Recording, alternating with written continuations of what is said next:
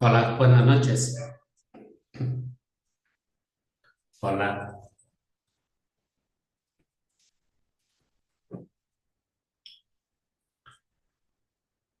buenas noches a quienes ya se encuentran en sala para dar inicio a esta sesión, que si bien es cierto no es nuestro horario habitual porque nosotros estamos programados para poder trabajar los lunes de 7 a 9 de la noche. Sin embargo, si recuerdan, hace 2 semanas tuvimos alguna dificultad en salir. Y a razón de eso nos programaron el día de hoy para recompensar el horario que perdimos. Pero igual nos hemos dado este espacio para poder compartir con ustedes.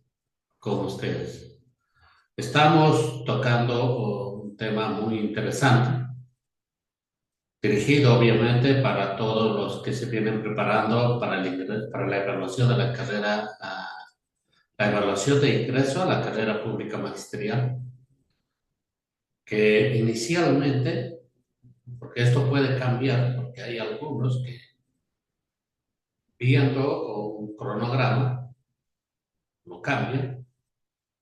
Sin embargo, muchas de ellas se ratifican. Entonces, esta evaluación de nombramiento está programado para la segunda quincena de enero. O sea, tiene esa propuesta ya. Sin embargo, puede ser de que en el transcurrir de los meses, o sea, antes que salga la normatividad, debe salir la norma a lo sumo en las próximas semanas para el proceso de inscripción y haciendo conocer todo el cronograma. Puede ser de que lo ratifica la fecha o puede ser que modifique, pero si modifican no va a ser demasiado, puede ser que lo posponen a lo sumo un mes más, porque la idea es antes del inicio del año académico 2026 debe llevarse a cabo esta evaluación de nombramiento. Entonces está entre enero o quizás en febrero. Entonces, eh, nos queda cada vez menos tiempo, les decía en la última sesión, y hay que procurar siempre con tiempo prepararnos, porque, reitero, se trata de asegurar y se trata de obtener también el máximo calificativo. No basta aprobar, sino la meta y el objetivo debe ser alcanzar el máximo puntaje. Entonces, como es de conocimiento de todos, este grupo IACHA desde hace muchísimos años viene preparando a docentes y en gratitud a esos cientos y cientos y miles de docentes, ¿no? Gracias a la preparación, gracias ¿no? a la participación también de muchos docentes, se han logrado objetivos y las metas de muchos de ellos, ¿no? Por no decir casi un gran porcentaje, gran porcentaje. Entonces, esto asegura, esto ayuda, esto nos garantiza. Antes bastaba solamente repasar y estudiar, ahora no. Ahora, eso no nos alcanza. ¿Por qué? Es que la forma de cómo nos evalúa ha cambiado. Entonces, como que ha cambiado, no basta los conocimientos, sino necesitamos utilizar estrategias para resolver, ¿no? la evaluación. Entonces, como en todas partes, en todas. Entonces, las evaluaciones vienen siempre innovando, cambiando. Esto hace de que la preparación también debe ser con mayor anticipación y con mucha seriedad, ¿no? Seriedad, porque si queremos garantizar, pues tenemos que prepararnos con bastante tiempo. Muy bien. Recordarles que habíamos terminado ya todo el desarrollo del temario en 3 sesiones.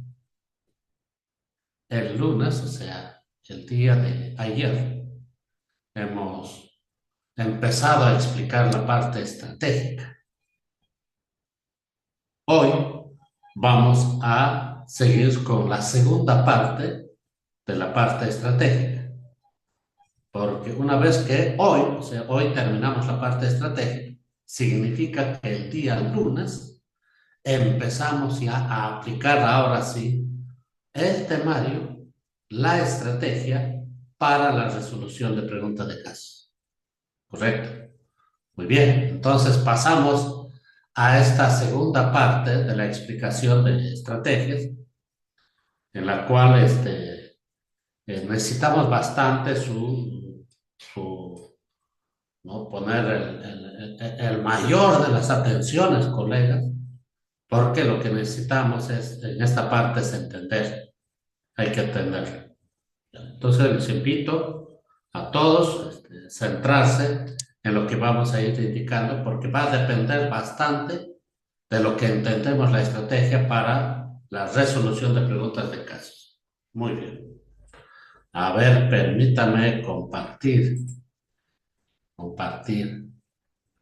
Pero alguien si me puede confirmar si lo que estamos, o si se escucha bien y también lo que estamos presentando se observa. Alguien nos confirma por el chat, por favor. Sí. ¿Se escucha y se ve bien?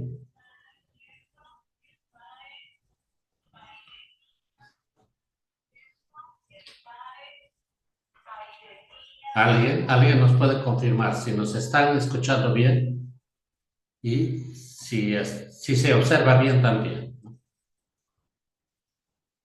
Ajá. Ah, correcto. Gracias. Gracias, maestra Mari, Adrián.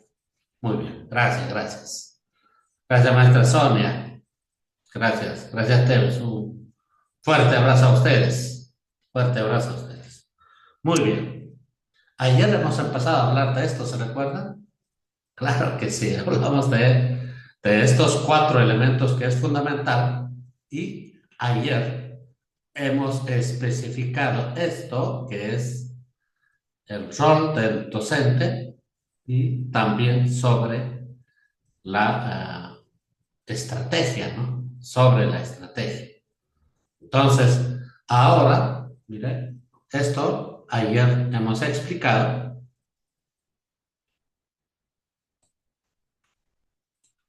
y también sobre la estrategia, ¿correcto? Muy bien. Ahora nos vamos a lo siguiente, la convivencia escolar. Quizás este tema todavía requiere bastante trabajar y a razón de eso genera bastante confusión, genera muchos problemas y dificultades todavía en las instituciones educativas porque no encuentran forma de cómo resolver, ¿no? Temas de actitudes y comportamientos. Hace,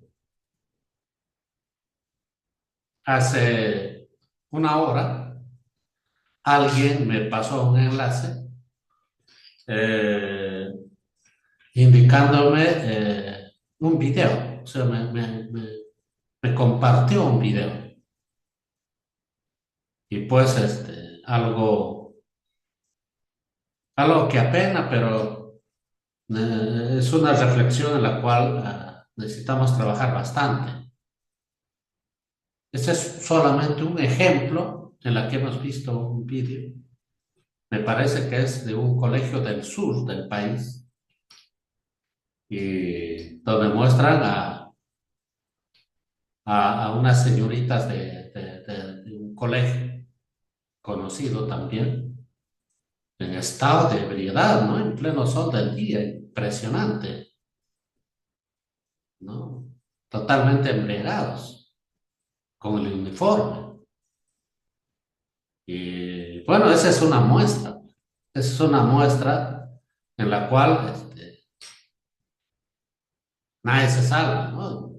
Casi a nivel nacional hay muchas dificultades en esto. Entonces, ¿cómo resolver? Muchos directivos, muchos docentes no están preparados para enfrentar ese tipo de situaciones. ¿Qué hacemos frente a ello? ¿Cómo las resolvemos?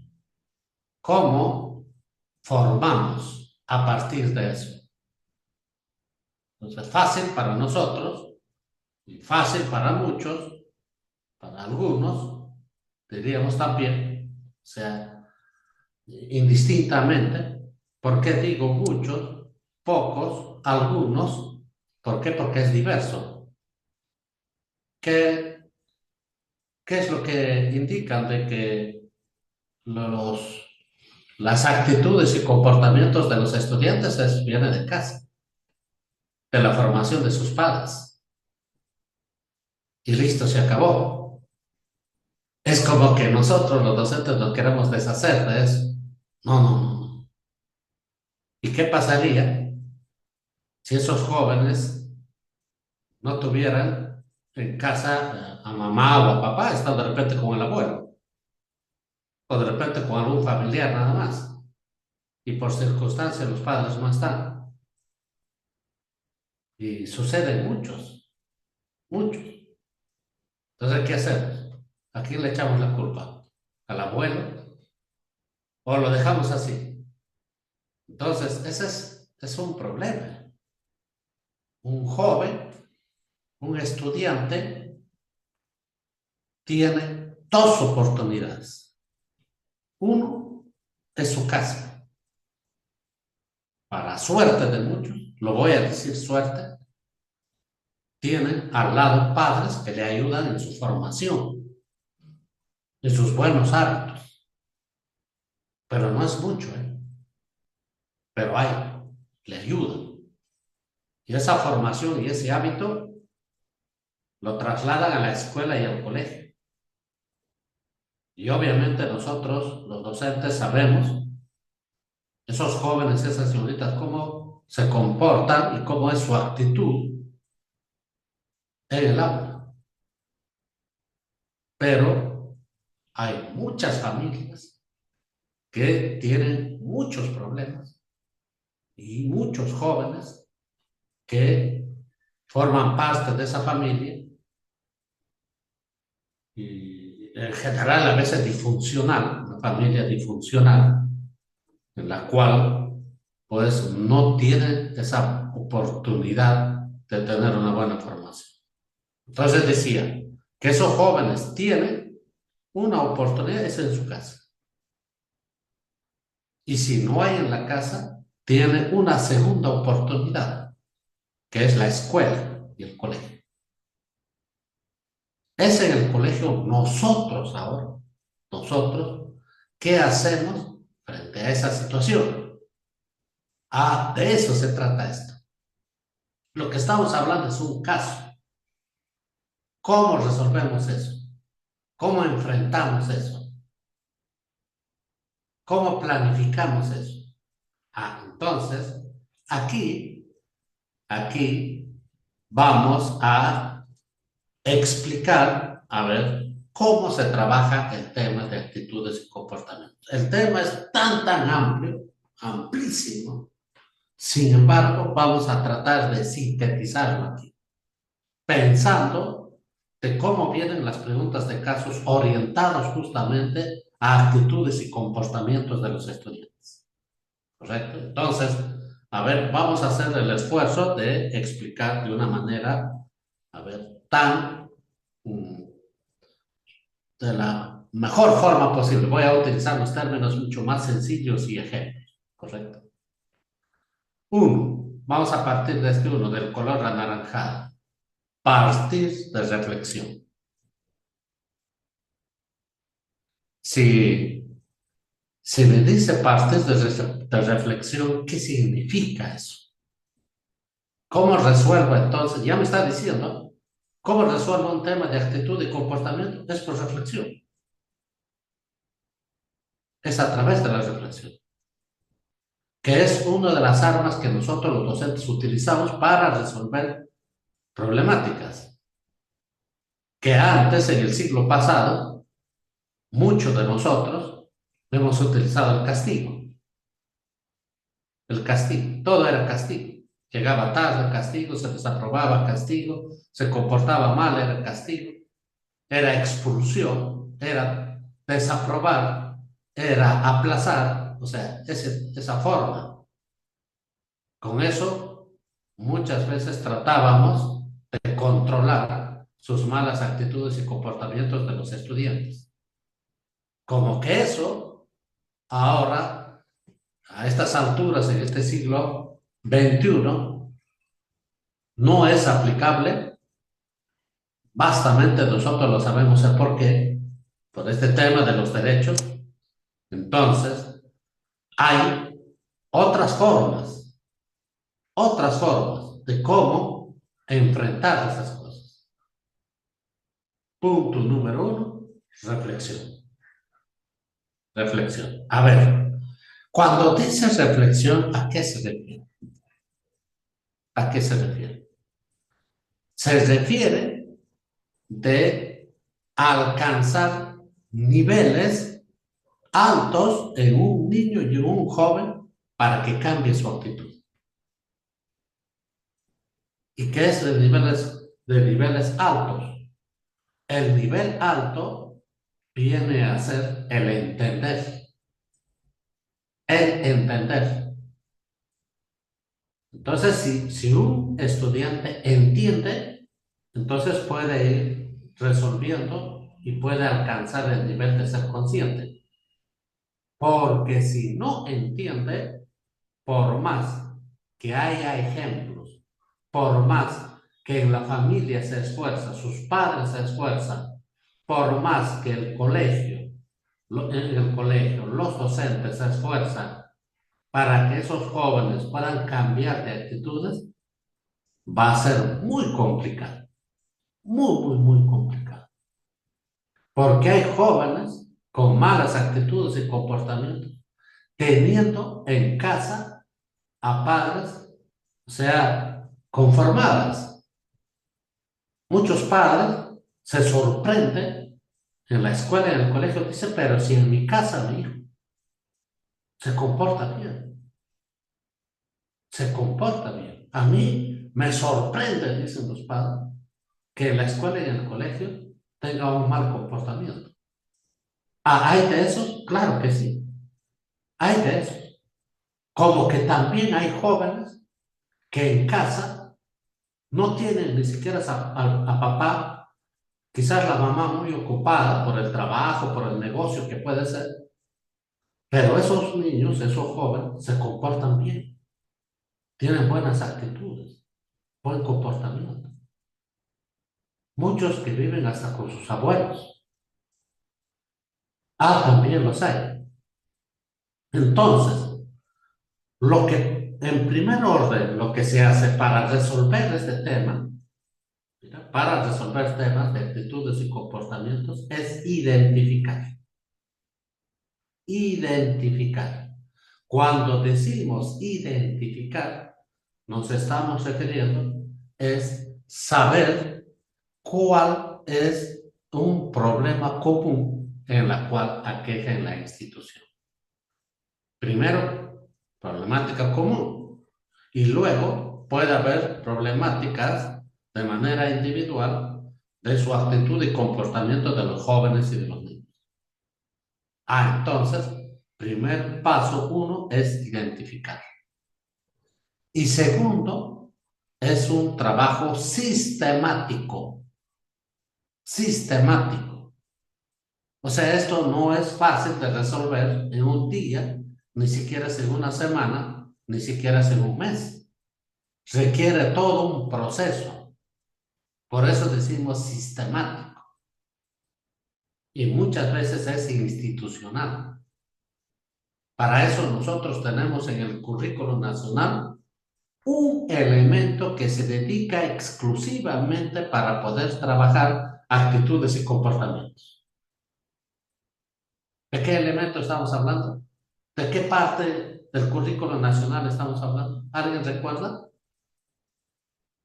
¿Cómo trabajamos esto, el tema de actitudes? ¿Qué parte del currículo menciona para poder trabajarlo esto? ¿Alguien? A ver, ¿me puede escribir? Quizás alguien recuerda. ¿Recuerda alguien? Ah, correcto. Gracias, Teres. Gracias, maestra Teresa. Enfoque transversal. Muchos docentes en las instituciones educativas figura en sus documentos los enfoques transversales.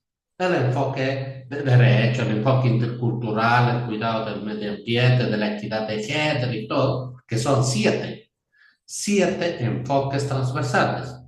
El tema está, ¿cómo se trabaja? ¿De dónde sale? ¿Cómo se prioriza? ¿Cómo se realiza el trabajo sistemático? ¿Cómo se evalúa? Eso es una dificultad. Todos conocemos los siete enfoques transversales, pero muchos tienen la dificultad en saber cómo lo trabajamos. ¿Cómo lo trabajamos?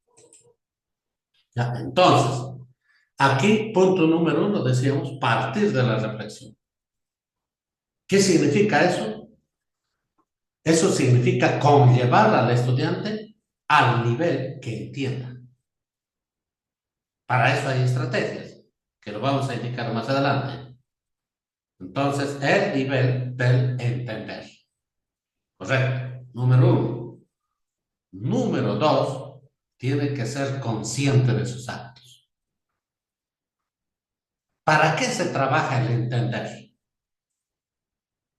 Es para que sea consciente de sus actos y para que él sepa que su actitud está bien o está mal.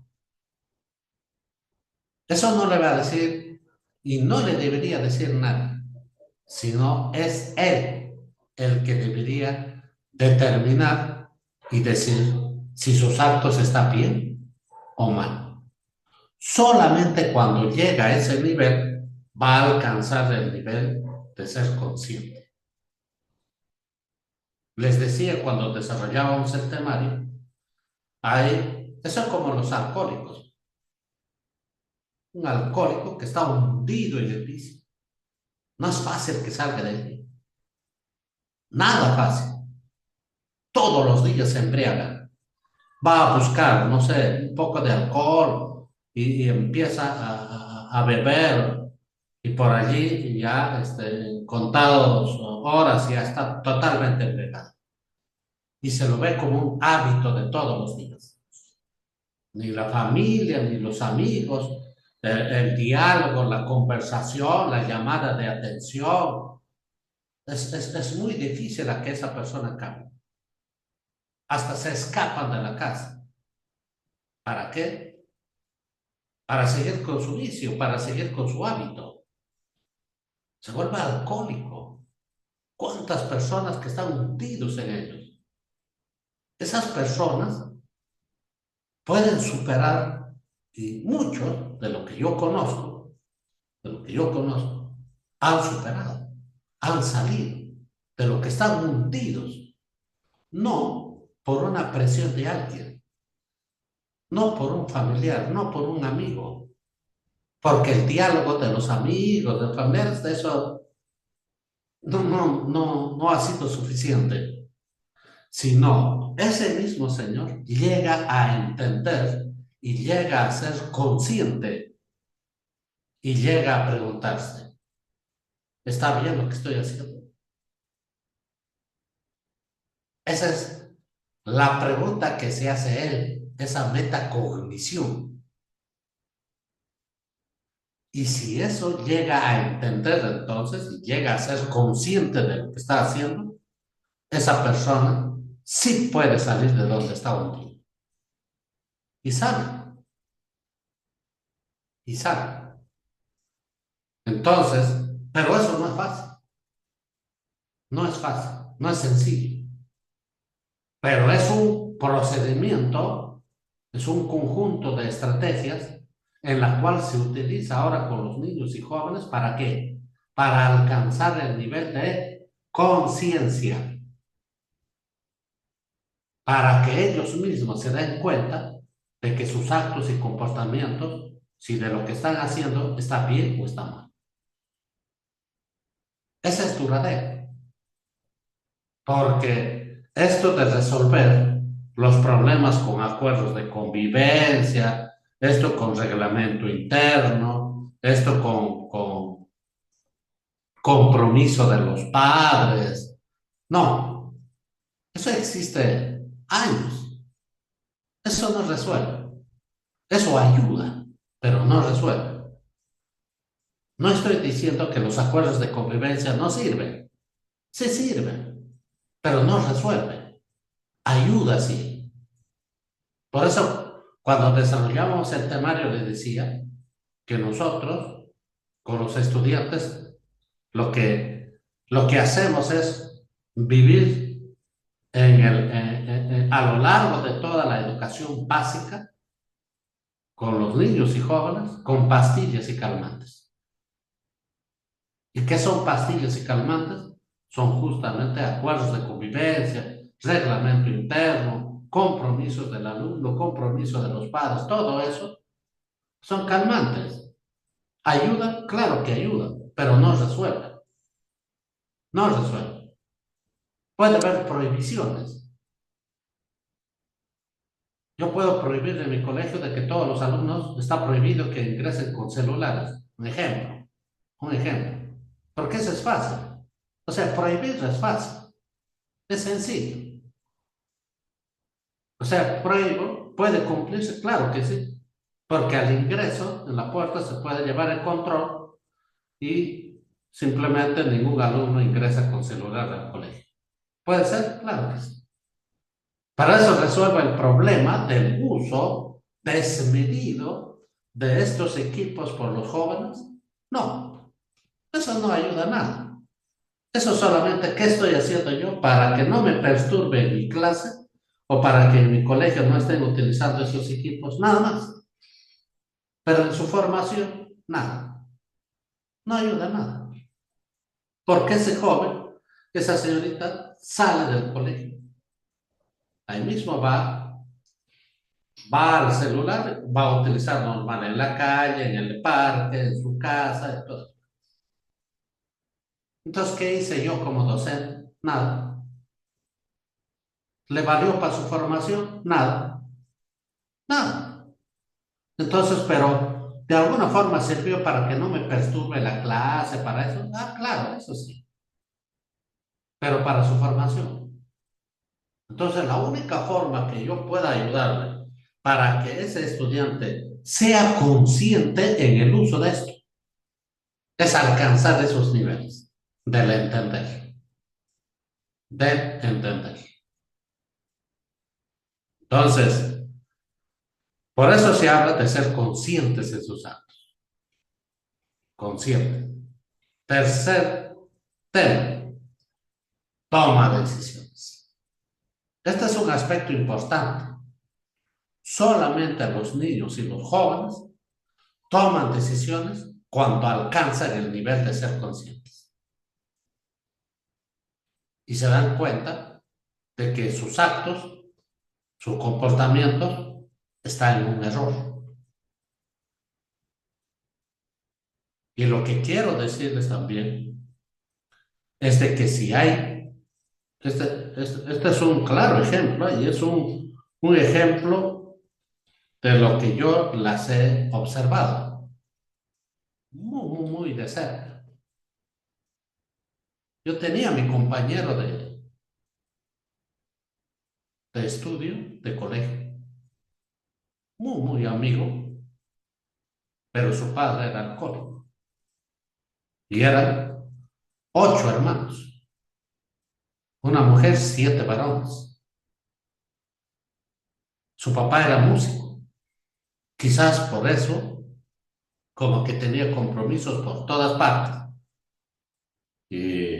Y ahí, pues, de cada compromiso llegaba mareado. Hasta en los ensayos se embriagaba. O sea, todos los días tomaba. Y se había vuelto un grosero. Porque yo cuando iba a buscar a mi amigo, si me veía me contestaba muy mal y utilizaba groserías.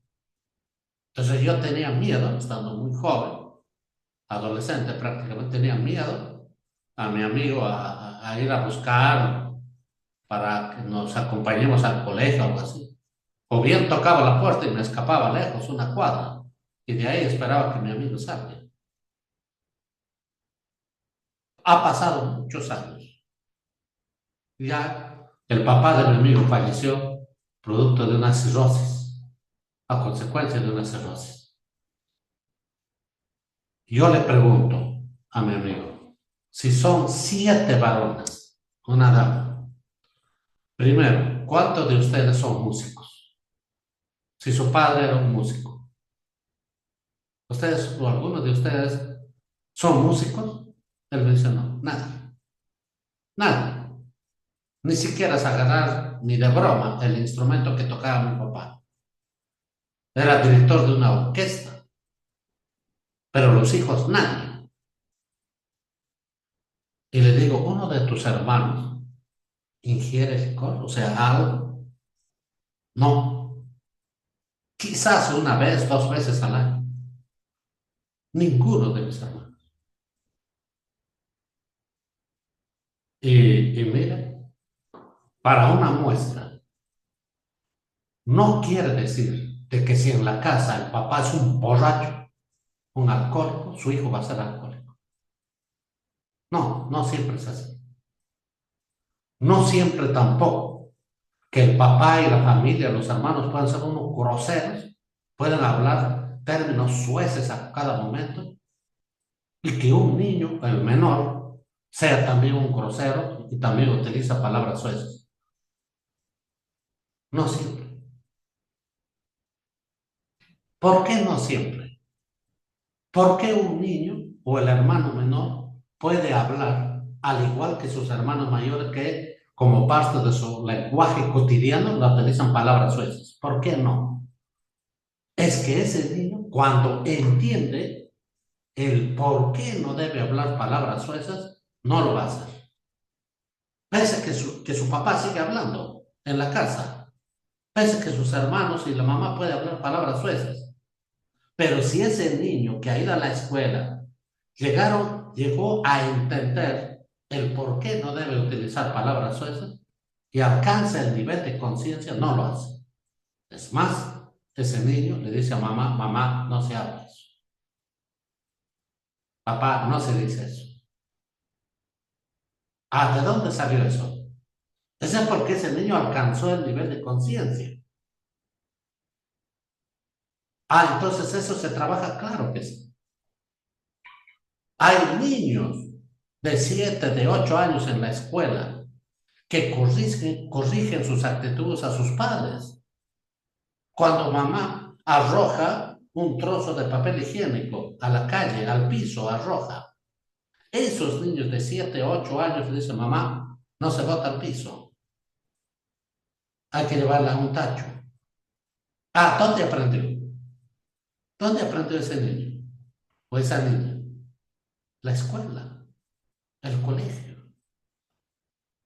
Bastante trasciende su formación allí.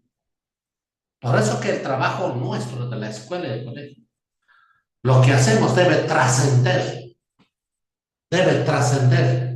Trasciende no solamente es válido para el aula, sino debe ser válido para que cuando el estudiante esté fuera del colegio, entonces sí es una buena formación. Entonces, ¿cómo alcanza esos niveles? El nivel de conciencia y segundo, esos estudiantes aprenden la toma de decisiones. Toma de decisiones. Cuarto, ¿qué ocurre con esto del color azul? Cuando toma decisiones, cuando ya es consciente, los niños empoderan buenas acciones. En el aula encuentran 10 céntimos y lo levantan, lo cogen y llevan a la profesora, profesora, aquí encontré 10 céntimos, estaba en el piso. ¿Por qué? Eso es esa persona ya es consciente. Ese niño alcanzó el nivel de conciencia. Más aún empodera. Cuando decimos empodera, significa que estas buenas acciones transmite a los demás, transmite a sus compañeros. Si en el patio se encuentra un objeto que puede ser, ejemplo, no sé, un libro, que puede ser, cuando se nota que ha empoderado ese joven o ese niño, dice, no, por más que sus demás compañeros dicen hay que llevarnos, pero alguien que ha empoderado dice, no, esto hay que devolverlo, hay que llevarle ante el director, ante la secretaria, o para que mañana puedan indicar o hacer ver de quién se trata, o de quién es el dueño. Eso es por qué, porque ha empoderado. ¿Hay de esos niños? Sí, los hay. Ese es producto de formación. Y no necesariamente esos niños aprendieron en casa. No, eso lo aprendieron en el jardín. Eso lo aprendieron en la escuela. Eso llegaron a entender en el colegio. Esos niños, al contrario, ayudan a corregir a sus padres, a mamá, a papá. ¿Y dónde lo aprenden? Justamente en la escuela y el colegio. Entonces, viene a ser, por eso decimos, aquí que está el de color verde, que es un trabajo sistemático. Ahora hablamos del trabajo sistemático, aunque esto hemos hablado nosotros cuando hemos desarrollado el temario, recuerdan. Hay como 5 pasos para trabajar este tema de la reflexión para que el estudiante alcance los niveles de conciencia. Entonces, los enfoques transversales juegan un rol tan importante aquí. Esos 7 enfoques transversales, eso no es para trabajar durante el año, esos 7. No es para trabajar alternadamente cada bimestre, cada unidad. No, no, no. Esos 7 enfoques transversales se priorizan de acuerdo a la necesidad que tenemos en la escuela y en el colegio.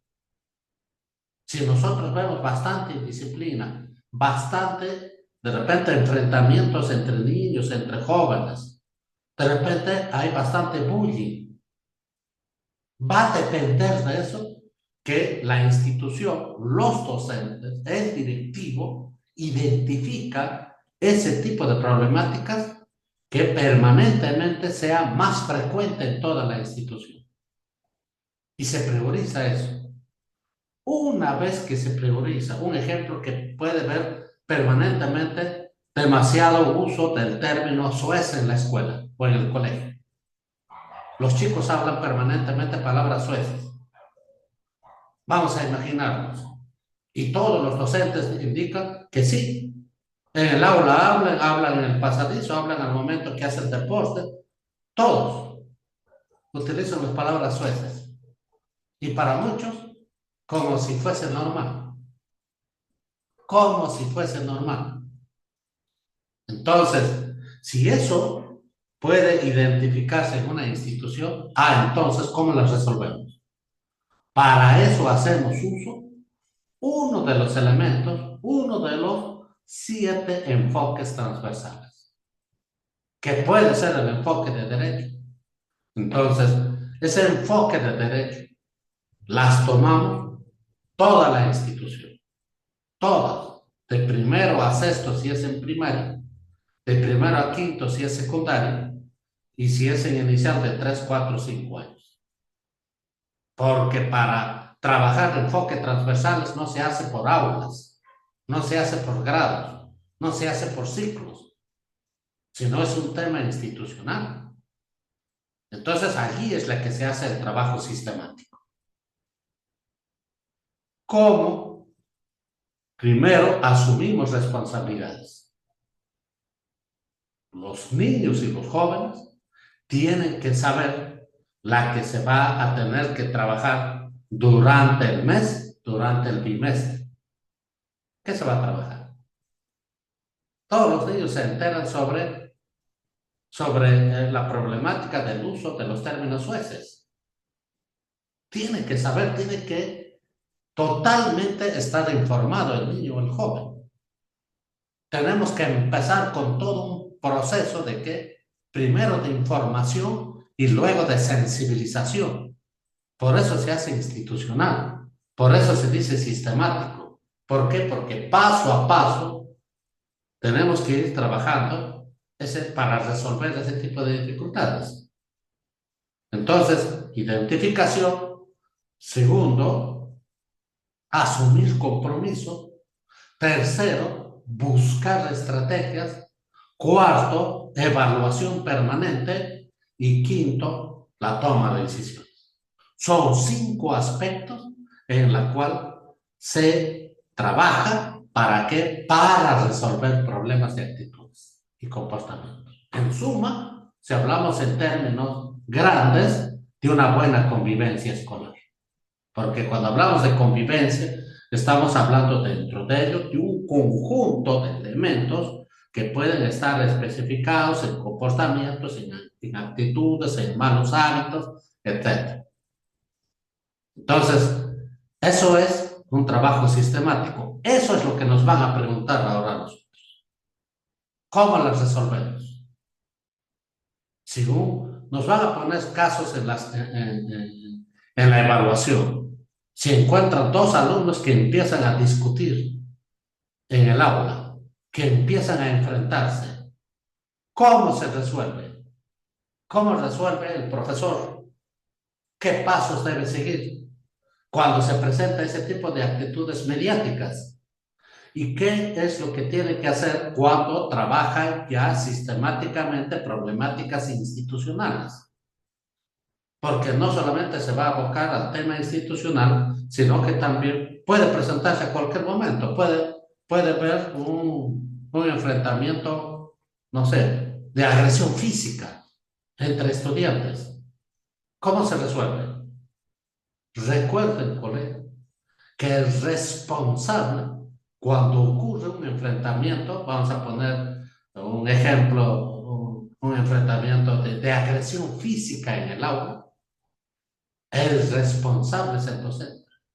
El docente que está en el aula. Él es el responsable. Si puede llegar a mayores, puede ver fatal, puede ver un accidente fuertísimo. Uno nunca lo sabe, puede ocurrir. Y, y en primer orden es el docente. Es el docente. Entonces, ahora el tema está cómo nosotros enfrentamos eso, cómo resolvemos, cómo evitamos, que es lo más importante, a que no sucediera esas cosas. ¿Cómo nos anticipamos? ¿Cómo trabajamos esto de la reflexión? ¿Cómo trabajamos esto para que el alumno alcance el nivel de ser consciente, aprenda a tomar decisiones y luego empoderarnos? Ese es nuestro trabajo en tema de actitud. En estos tiempos el profesor ya no llama la atención. El profesor ya no grita, ya no amenaza al alumno, ya no le está haciendo un informe para que vaya a tutoría, ya no está mandando llamar a su mamá, a su papá, porque tu hija a veces no se lleva bien con sus compañeros. No, no, no. Ahora, una de las mejores formas de resolver, porque eso nos va a venir en preguntas de caso, es cómo el profesor actúa en ese momento. De cosas pequeñas e inicial, que se puede perder un lápiz, un borrador, un tajador. Siempre ocurre, en primaria igual, en secundaria, en todo, siempre ocurren pérdidas. Ustedes en algún momento no han escuchado la queja de los niños, de los jóvenes, donde indican, profesor, se me perdió el cuaderno, profesor, perdió mi libro, profesor, perdí el lapicero. Alguna vez hemos escuchado eso. Lo peor es que nunca se encontró. Nunca se encontró.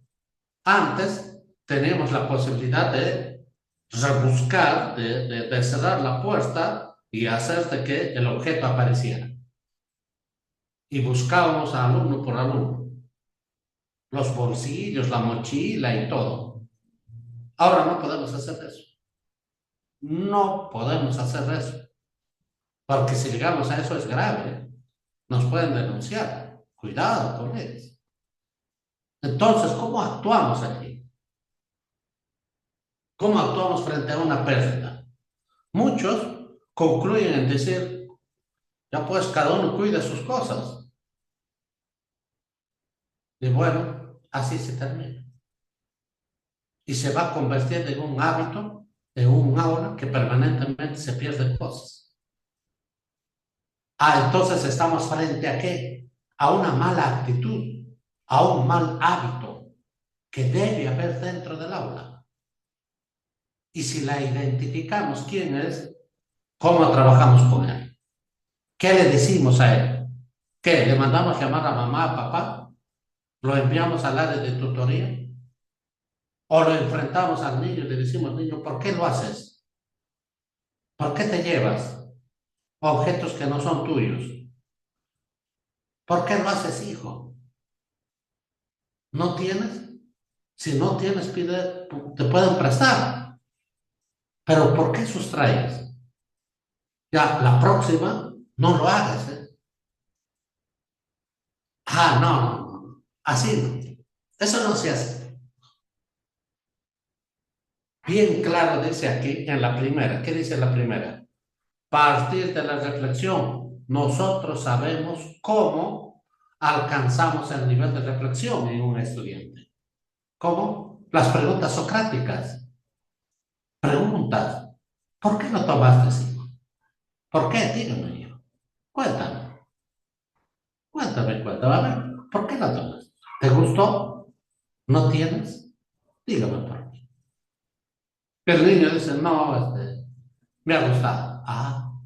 Pero es bueno lo que hiciste. Está bien lo que haces. ¿Estará bien, hijo? Dígame, a ver, ¿está bien? Entonces el niño, ¿qué va a decir? No. Entonces, ¿cómo deberías actuar en adelante? Dígame. Mira, el profesor, ¿qué está haciendo? Todo está haciendo solamente preguntas. Solo preguntas. Y le dice, entonces, ¿qué deberías hacer? A ver, tú mismo dígame, cómo deberías cambiar en adelante? No, profesor, no voy a tomar. ¿Qué deberías hacer entonces ahora? No, le voy a devolver a mi compañero y le voy a pedir disculpas. ¿De dónde sale eso? Del niño. Eso es lo que alcanza el nivel de qué? El nivel de reflexión, el nivel de entender. Si el niño va respondiendo de esa manera, va por un lado positivo, porque ya está llegando a entender. Y está próximo a que, una vez que entiende, está próximo a ser consciente. Y si llega y se alcanza a ser consciente, ya no va a tomar en otra vez. No lo va a tomar un objeto que no sea de él. Y no necesariamente en la escuela. Lo puede hacer fuera también. ¿Por qué? Porque alcanza el nivel de conciencia. Se da cuenta. Es consciente. Entonces, ese es un proceso. Porque no todos pueden alcanzar fácilmente allí. Porque no todos los niños te pueden responder de esa manera. Si yo le digo, ¿por qué no tomaste? ¿Qué tal el niño no responde? ¿Te gustó? No. ¿No tienes? No. ¿Y por qué? ¿Ahora qué vas a hacer? No sé. ¿Qué tal el niño te dices? No sé. ¿Te gustaría seguir sustrayendo las cosas de tus amigos? No sé. ¿Qué tal así respondo? ¿Qué tal? Eso es porque todavía ese niño no está llegando a entender. Y lo otro, ¿por qué un niño no puede responder? ¿Por qué se puede quedar callado? Se puede quedar callado es porque no le hemos generado confianza. Si no generamos, el profesor, si no genera confianza en los niños, en los jóvenes, jamás lo va a hacer. Por más que quiere decirlo, no le va a decir al profesor. ¿Por qué? No tiene confianza. Por eso es tan importante que el profesor genere confianza y generar confianza no es asustarle al niño, no es amenazarlo al niño, no, no. Conversar es un diálogo. Darle una palmadita si es posible. ¿Qué tal? ¿Cómo estás? Y si algo se va a comprometer, Dios mío, me alegra. Estoy alegre. ¿Por qué? Por tus respuestas. Eso.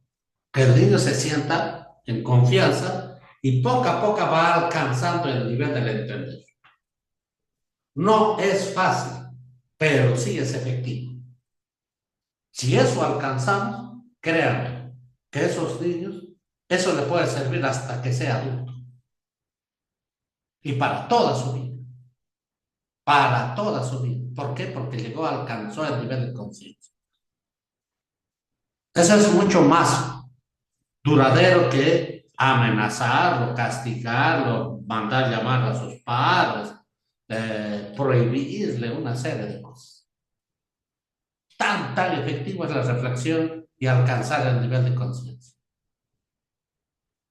Y si en la casa,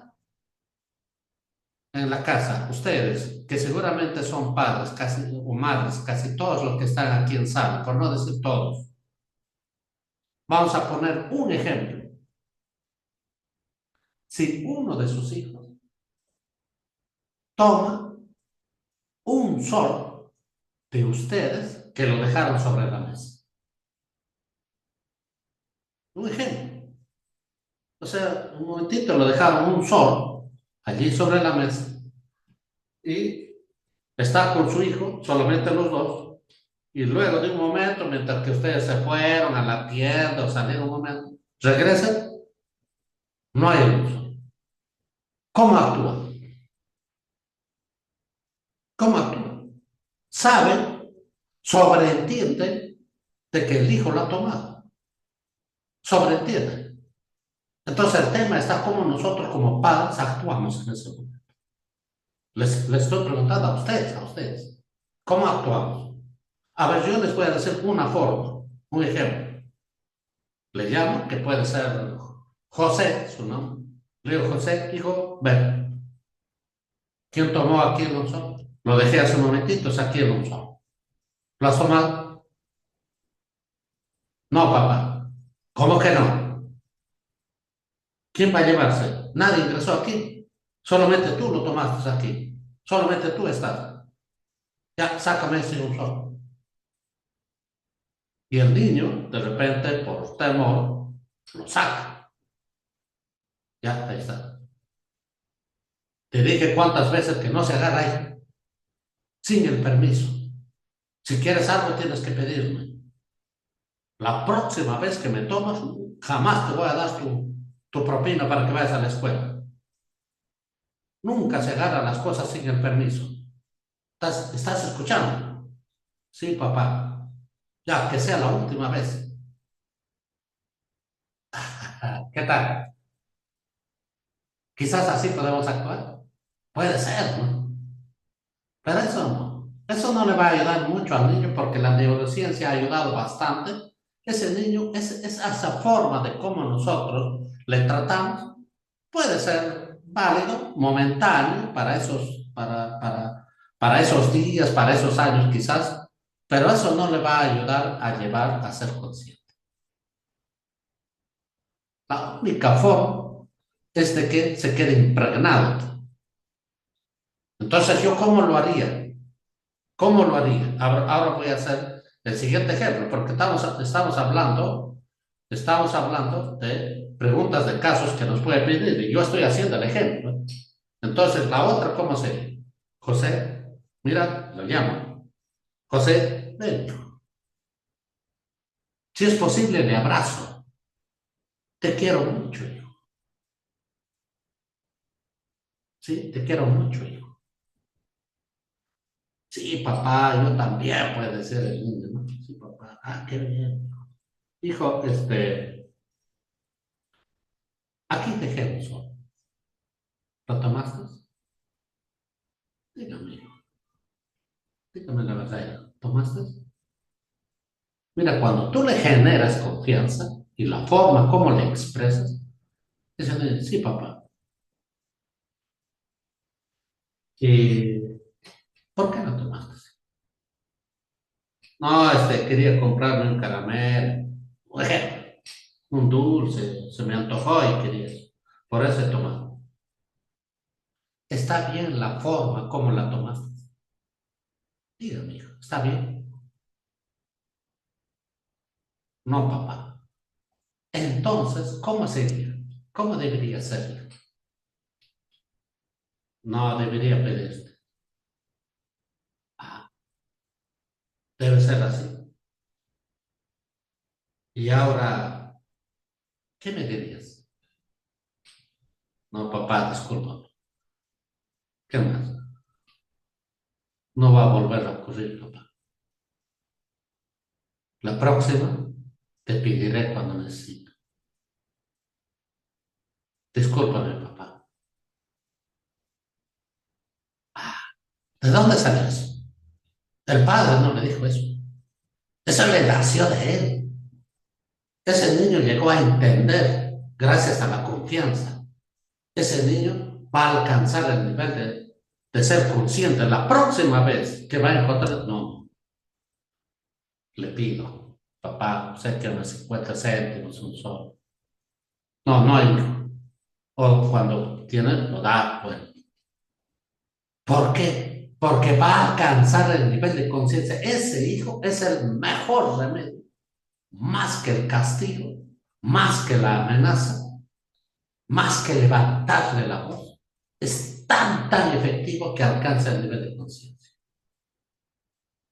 Hasta que llega adulto, alguna vez va a decir, mi papá alguna vez, cuando yo estuve niño, había tomado ese uso. Desde esa vez aprendí que las cosas no se deben tomar así, así por así. Se debe pedir permiso, porque no es tuyo. Eso empodera, eso se queda aquí, eso le puede servir para toda su vida. Por eso, mira estos dos ejemplos que les hice. De un ejemplo bien sencillo en la casa. Un ejemplo, un caso como que también les puede venir en la evaluación. Entonces nosotros ya sabemos cómo se resuelve el tema de las malas actitudes, los malos comportamientos, los malos hábitos. ¿Cómo las resolvemos? ¿Gritando? ¿Llamando la atención? ¿Prohibiendo? No. Generemos confianza. Tan importante es generar confianza. Y a partir de eso, generemos reflexión. ¿Para qué? Para que alcancen el nivel de ser conscientes. Para que esos niños, eso se llama pues, formación. Eso se llama formación. Si ese niño no tiene en la casa quien lo haga eso, tiene la oportunidad en la escuela, en el colegio. Ese niño de repente habla palabras sucias, groseras. Ese niño de repente le gusta golpear a su compañero. Ese niño de repente se le encuentra algo que ha sustraído, que no es de él. Entonces ya sabemos cómo actuamos frente a él. Ya sabemos cómo actuamos. Para eso es esto. Que es un arma tan poderosa y un arma que sí resuelve, pero requiere trabajar. Muchas veces no basta uno. No basta uno. Requiere todo un proceso y requiere ser consecuente en esto. Y ayuda bastante. Ayuda bastante. Entonces, miren, ahora sí, no nos vamos a olvidar, colegas, que nos vengan, no sé, 50, 100 preguntas de casos sobre conflictos, sobre convivencia, sobre agresiones, sobre bullying, un sinnúmero de problemas que nos vengan relacionado a este problema de convivencia que nos planteen en preguntas de casos, ya sabemos. Ya sabemos, colegas, ya sabemos el proceso. Ya sabemos que se parte de reflexión. Ya sabemos cómo alcanzamos el nivel de reflexión. Ya sabemos que debemos generar confianza. Ya sabemos que ese niño tiene que alcanzar progresivamente un nivel de ser consciente. El nivel de ser consciente. Que ni sus padres quizás lo pueden ayudar por su situación, pues los padres. No todos los padres están preparados también para una buena formación de sus hijos. Muchos padres están descuidados, muchos padres están afanados más en su trabajo, más en otras cosas. Descuiden a sus hijos. Entonces, esos hijos, ¿dónde van a alcanzar? ¿Dónde van a encontrar eso? Es la escuela, es el colegio. Ahí va a encontrar a un profesional, a un docente que sabe cómo resolver conflictos. Y no solamente a decir, no, eso no es mi trabajo. Si eres un grosero, ya es tu problema de tu casa. Es el problema de tu mamá, de tu papá. ¿Y qué tal el niño? Ni su papá, de repente ni a su padre conoce. Hay niños así. Hay niños que son hermanos o son parte de un grupo de hermanos que son 6, 7. Y quizás sea el mayor de él. Y la mamá, ¿a quién le da la preferencia? Son a los menores. Y los mayores, los padres les humilla, les grita. ¿Y a quién le da cariño? ¿A quién le da amor? La mamá, a papá. Al bebé, al de 1 año, al de 2 años, a cada momento. Y ese joven, ese adolescente de 14, 15 que está en el colegio, ¿acaso no necesita también un abrazo? ¿No necesita un beso en la frente? ¿Acaso no? Necesita. Pero muchos padres no saben eso y se olvidan. Por eso esos jóvenes vienen aquí, se le graban eso. Por eso su comportamiento en el colegio así. Tratan de llamar la atención. Por eso fastidian en el aula. Por eso empujan, agreden, por eso reaccionan. Por eso muchas veces utilizan palabras sueces. Porque detrás de eso hay un problema. Hay un problema. Y ese chico, su oportunidad es en la escuela y en el colegio. Si nosotros no le damos esa oportunidad de alcanzar la reflexión, de alcanzar su nivel de conciencia, créanme, colegas, ¿qué será de ese joven?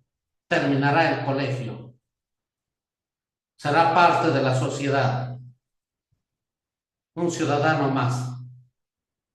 ¿Con qué formación? ¿De qué le servirá matemática, comunicación, ciencia, tecnología? ¿De qué? Si no ha alcanzado el nivel de reflexión, si no alcanza el nivel de conciencia, si no sabe practicar valores.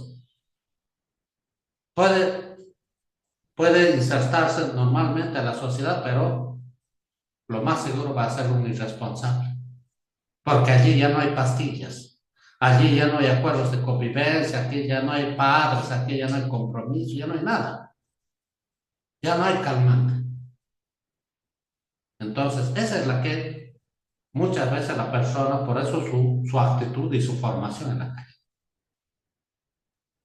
Entonces, tan importante en la educación es cierto para nosotros. Cuando trabajamos el enfoque por competencias, está formado de 3 cosas. Uno, de darle conocimiento. Decíamos en la clase pasada, o en la sesión pasada, perdón, decíamos que nosotros le entregamos los conocimientos científicos como parte de un recurso a los niños, a los jóvenes. Ya, uno es eso. Nuestra responsabilidad, primero, conocimiento. Segundo, es la parte estratégica o es la parte del hacer, el de llevarla a la práctica. Ese estudiante no solamente debe conocer, sino debe hacer, debe demostrar, debe explicar todo de lo que hace. La parte procedimental, por eso se llama. Y la tercera, que para mí, de manera personal, es la más importante, es la parte actitudinal, su comportamiento, su actitud. Todos hemos escuchado siempre decir, en el lugar donde no hay disciplina, no hay nada. No hay nada. Para todo tiene que haber disciplina. Siempre hemos escuchado eso, desde muy antes. Entonces, la competencia está formada de tres cosas. Conocimiento, la parte procedimental y la parte de actitud. Esas tres cosas nosotros damos a los alumnos. Por eso decimos, ¿qué están trabajando? El enfoque por competencias. ¿Y qué es enfoque por competencias? Tres cosas. Conocimiento procedimental y su actitud. Las tres cosas tengo que trabajar en el alumno. Y no puedo decir, no, no, no, ese es ya de los padres, eso no. Yo solamente aquí les doy su trabajo y listo, se acabó, que hablan groserías. Afuera sé que se matan los chicos, no me interesa. Yo solamente les doy la enseñanza, ya no me interesa. No, no. Nosotros siempre hablamos de una formación integral. Una sociedad tan complicada que tenemos. No todos los padres nos ayudan. No todos.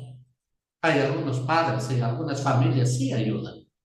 Tenemos en aula muy bien formados los chicos, vienen con buenos hábitos, muy responsables, porque en casa también por el ejemplo que papá tiene, la disciplina que la familia tiene, los niños allí, producto de ello, también observan y practican y se ha convertido en hábito. Y por eso en la escuela, en el colegio se comportan bien, trabajan bien, son responsables, son puntuales, cumplen con sus cosas, pero no todos, no todos. Entonces, siempre nos va a pedir preguntas de casos relacionados a eso. Y lo sabemos ahora sí. Partir de reflexión, alcanzar niveles de conciencia, enseñarle a que toman decisiones y les va a ayudar esto a empoderar de esas buenas acciones y recordar que es un trabajo sistemático. Es un trabajo sistemático. No es sencillo, no es fácil. Si fuera sencillo y fácil, ya pues el problema, sabiendo eso, ya en una semana en todo el Perú se ha solucionado el problema. No, no. Requiere todo un proceso, requiere todo un compromiso del alumno, de los docentes, del directivo, de todos los miembros de la comunidad educativa. Y tienen que entender, saber, recogiendo las informaciones, entender en realidad cómo trabajamos esos enfoques transversales en el aula, en la institución. Transversalmente, no solamente en el aula, sino que también podemos trabajar fuera del aula, en todas las actividades, al momento del recreo, en el festival de la lectura, en el día de logros, en los juegos deportivos escolares, en todo, todo, en los desfiles y todo, todo. Se tiene que aplicar transversalmente, por eso se dice enfoque transversal, por eso se dice.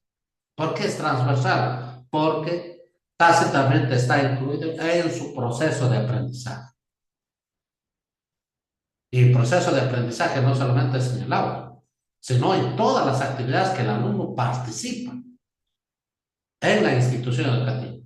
¿Cuántas actividades pues hay?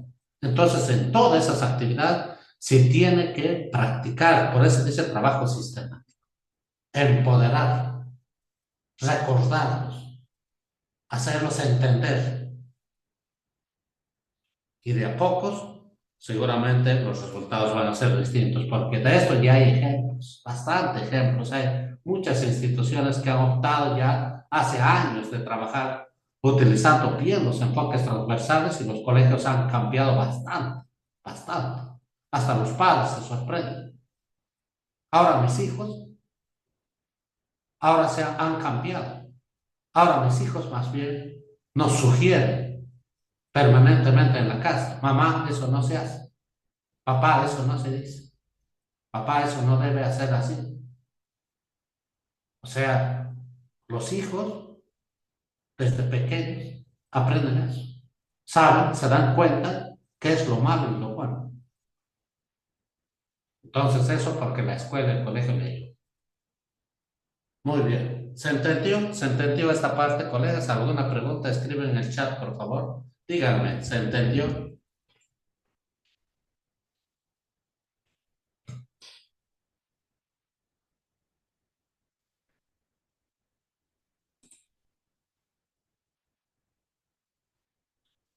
Hola, a ver, ¿se entendió? Confírmame. Gracias, maestra Alejandrina. Gracias, maestra Teresa. Gracias, Adrián, maestro. Muy bien. Esperemos.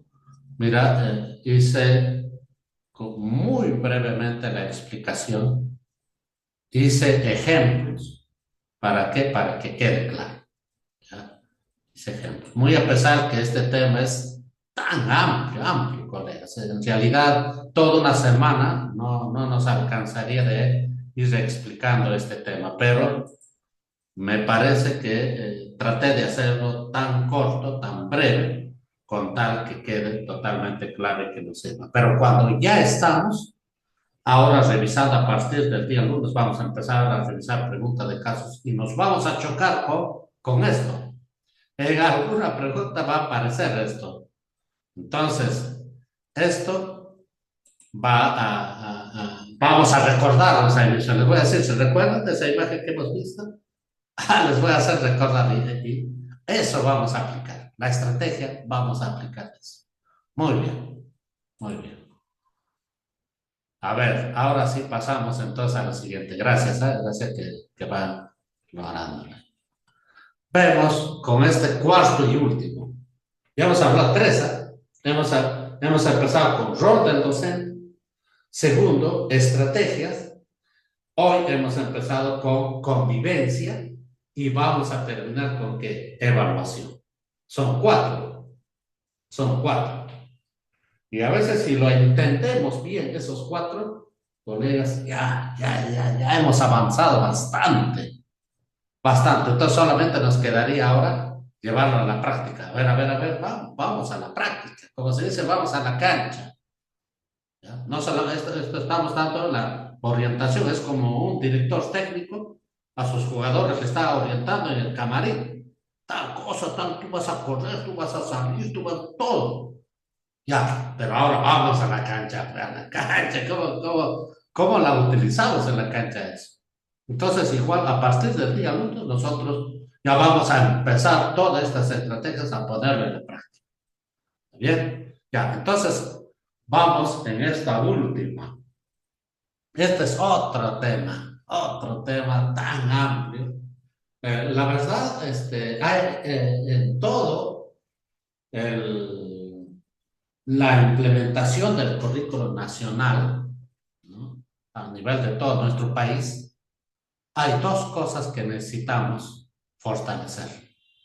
Uno, de lo que acabamos de hablar, el tema de la convivencia escolar. Necesitamos trabajar bastante, bastante, y eso que lleven a la práctica, la práctica, la práctica en los colegios, en las escuelas, con toda la estrategia que indicamos. Y dos, es este tema de la evaluación. Esas dos cosas todavía viene a ser, en cierta medida, una debilidad, ¿no? En las instituciones a nivel nacional. Felizmente hay dos cosas que nos ayudan bastante para, para ir resolviendo esto. Uno es la neurociencia. La neurociencia ha avanzado bastante, bastante estos últimos años. Estos últimos 10 años, la neurociencia ha avanzado bastante.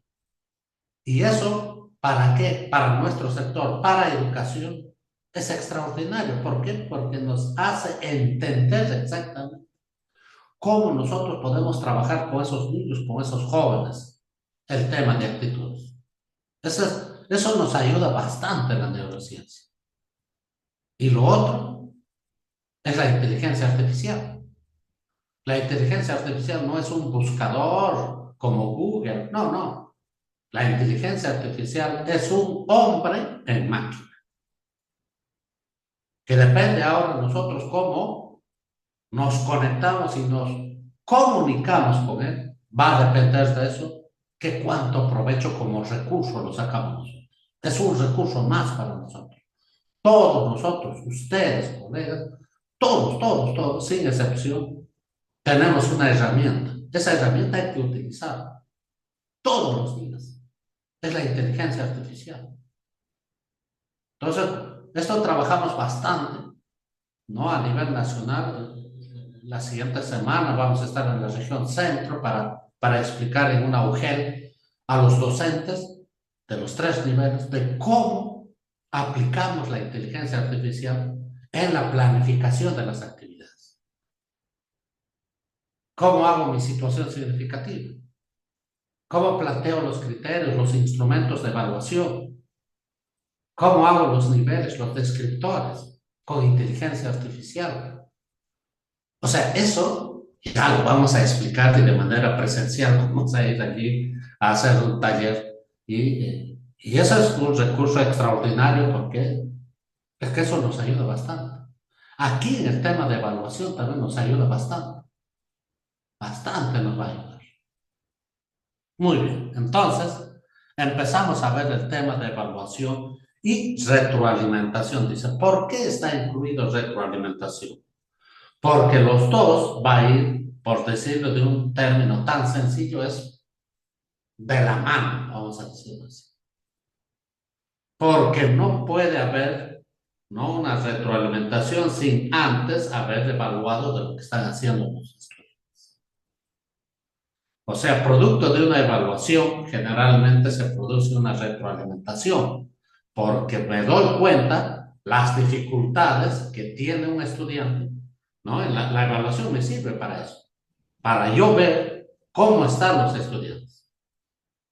Y si hay algo, en algo, están fallando, algo, todavía están lejos, no están logrando, entonces utilizo la retroalimentación con la intención de que ese estudiante de ese algo que no está logrando puede mejorar, puede superar. Por eso que la evaluación y la retroalimentación van juntas. Con la evaluación identifico el error y con la retroalimentación ayudo a corregir ese error. Ya, esa es la lógica de la evaluación ahora. La evaluación no es como antes, que era para poner calificativo. La evaluación antes era para aprobar y desaprobar a un alumno. No, ahora no. Esa connotación ha cambiado bastante. Ahora la evaluación es para identificar cómo se encuentra el estudiante, cómo está logrando el nivel de competencias, cómo está de acuerdo a sus niveles de logros de aprendizaje. Para eso me sirve la evaluación, para tomar una decisión, para buscar mejores estrategias. Quizás sea yo que me estoy equivocando como profesor, pero si voy encontrando dificultades, entonces voy a utilizar la retroalimentación para que esos estudiantes vayan mejorando en criterios en los que no están logrando. Listo. Eso es así de simple. Entonces, en suma, lo que mayormente hablamos es de la evaluación formativa. ¿Por qué digo mayormente? Porque hay 3 momentos de utilizar la evaluación. Recordemos eso. La evaluación diagnóstica, que generalmente utilizamos en marzo, que tiene un periodo de trabajo de 2 semanas, por decirlo así. Esa es la evaluación diagnóstica, para recoger la información del nivel de competencia, no del nivel de conocimiento. La evaluación diagnóstica, repito, no es para saber su nivel de conocimiento, no, sino su nivel de competencia.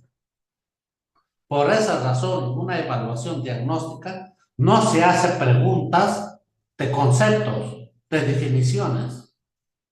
Yo no le puedo preguntar, a ver, ¿qué es la célula? ¿Cuántas partes tiene la célula? Etcétera, etcétera. No lo puedo preguntar eso, porque ese es concepto, ese es conocimiento. La evaluación diagnóstica no es para saber cuánto conoce, sino la evaluación diagnóstica es para saber su nivel de competencia, para yo saber cómo se encuentra su nivel de competencia indistintamente en las áreas.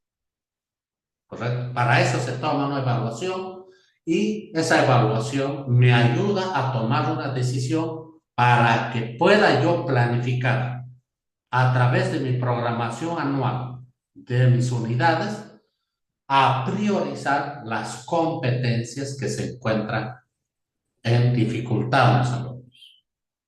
Para eso es. Entonces, pero esa evaluación diagnóstica es breve, ¿no? Breve decimos porque apenas puede durar 2 semanas. A partir de eso, planificamos. Con ese resultado de la evaluación diagnóstica, planificamos. Hacemos nuestra programación, nuestras unidades. Y desde allí en adelante empieza la evaluación formativa, que tiene un largo proceso. ¿Hasta cuándo? Hasta diciembre. Y en diciembre, la última semana, aplicamos la otra evaluación, la evaluación sumativa. La evaluación sumativa que algunos utilizamos al finalizar las unidades o el bimestre. Algunos utilizamos al terminar el bimestre. ¿Por qué? Porque ingresamos calificativos al CIAGIE. Pero para ingresar al CIAGIE ya tenemos que ingresar con valores. Y los valores o calificativos que son A, D, A, B, C, allá con eso vamos a ingresar al CIAGIE. Pero ese A, D, A, B, C es producto ¿de qué? Es producto de toda una formación que ha tenido durante ese bimestre. Y durante ese bimestre, durante las clases, las sesiones, no se utiliza ese calificativo. ¿Por qué? Porque está en proceso. Solamente al finalizar, solamente cuando vamos a ingresar al CIAGIE, solamente allí lo valoramos. Lo valoramos de todo el trabajo de la unidad, lo valoramos para ingresar al CIAGIE. Correcto. Entonces, cuando hablamos de evaluación, primero vamos a hablar de aquí, del color anaranjado, con criterios claros. ¿Qué significa eso? Esto ha causado alguna confusión, diría, que no debería haber, pero a alguien se le ocurrió a generar una confusión saliendo por el Facebook, saliendo por el TikTok. ¿Cómo sale? Diciendo que los desempeños no sirven, que solamente son actuaciones, que debemos evaluar con criterios del estándar y que los desempeños no debieron haber existido, es un error del currículo nacional y por lo tanto todos los criterios salen del estándar, algo así. ¿Qué tal? Y eso ha generado confusión en algunos profesores. Y cuando dicen, entonces, ¿qué estamos haciendo? ¿Qué estoy evaluando? ¿Con qué criterios estoy evaluando mi clase? Hoy día tengo 2 horas de clase. ¿Con qué criterios voy a evaluar su trabajo de los estudiantes? Su evidencia que me van a presentar. ¿Con qué? ¿Con qué criterios? Un señor que por cuestión ética, no voy a decir su nombre, salió diciendo que para evaluar eso necesitamos sacarlo del estándar. No, error. Eso es una opinión personal de quien comenta, ¿no? Eso en las redes sociales. En las redes sociales hay que tener mucho cuidado cuando nosotros sacamos, como yo lo saco, cursos gratuitos, ¿no? Saco cursos gratuitos a nivel nacional para explicar varias cosas sobre temas de evaluación, sobre temas de estrategia, sobre inteligencia artificial y todo eso. Saco cursos permanentemente. Pero todo lo que explico tiene que estar dentro de un marco normativo. Yo no puedo hablar algo de lo que me imagino, de lo que yo creo, de lo que yo pienso. No, no, no, no. Eso sería de mi parte ser un irresponsable. Yo puedo confundir a los profesores. Los profesores lo que necesita el magisterio a nivel nacional, lo que necesita es una orientación, lo que necesita es especificación, lo que necesita es fortalecer sus capacidades para su buen desempeño. Yo no puedo generar una confusión así de la nada. Increíble. Entonces, aquí vamos, muy brevemente les indico esto de los criterios. ¿Por qué? Porque para evaluar, no se olviden, tenemos que utilizar criterios. Nosotros evaluamos en dos momentos en nuestro trabajo que tenemos, por decir, en un bimestre o en una unidad. En una unidad. ¿Por qué digo en dos momentos? Uno, en la sesión. Cuando trabajamos la sesión de aprendizaje, del día a día, de lunes a viernes, trabajamos sesiones. Entonces, evaluamos, porque en cada sesión se tiene que evaluar sí o sí para saber cómo el estudiante va logrando progresivamente su aprendizaje. Entonces, para eso, ¿qué tengo que hacer? Tengo que evaluar. Y tiene que ser una evaluación práctica, o sea, una evaluación sencilla, manejable. Por eso siempre se sugiere que utilicen un instrumento sencillo como es la lista de cotejo. La lista de cotejo sirve ¿para qué? Para llevar control, como su propio nombre, para cotejar. Cotejar cómo el estudiante va logrando sus niveles de aprendizaje. Pero para eso tengo que utilizar ¿qué? Criterios. La pregunta es, profesor, ¿de dónde se sacan los criterios? ¿Quién me va a dar los criterios? Esa es la pregunta.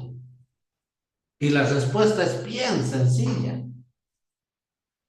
En las sesiones se utiliza su propósito, están competencias, capacidades, desempeños, evidencias, instrumentos, enfoque transversal, todo eso en su conjunto, ¿cómo se llama? Propósito. Propósito. Entonces, yo sé, en esas 2 horas de clase, sé qué es lo que debe lograr el alumno. O sea, sé qué debe lograr el alumno. Si yo le doy una lectura, un ejemplo, le doy una lectura para que pueda identificar los personajes. Puede ser, en esa lectura puede estar un cuento. Ya. Dentro de ese cuento me van a identificar los personajes. Y luego, ¿qué van a hacer los estudiantes con eso? Van a identificar y luego van a responder preguntas a ver qué rol cumplieron cada uno de los personajes. ¿Ya? Entonces la evidencia va a ser que me van a presentar en un organizador, puede ser, en la cual me indica la identificación de los actores o de los personajes y el rol que cumplieron cada uno. Ya, me va a entregar ¿qué? Una evidencia al finalizar la clase.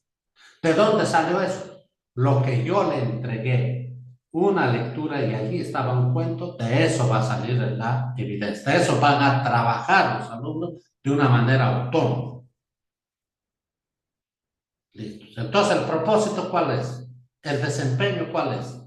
Identificar, así se utiliza el verbo, identifica los estudiantes, ¿no? Luego de la indagación, de la lectura o de un texto, identifican los personajes que forman parte de esa lectura.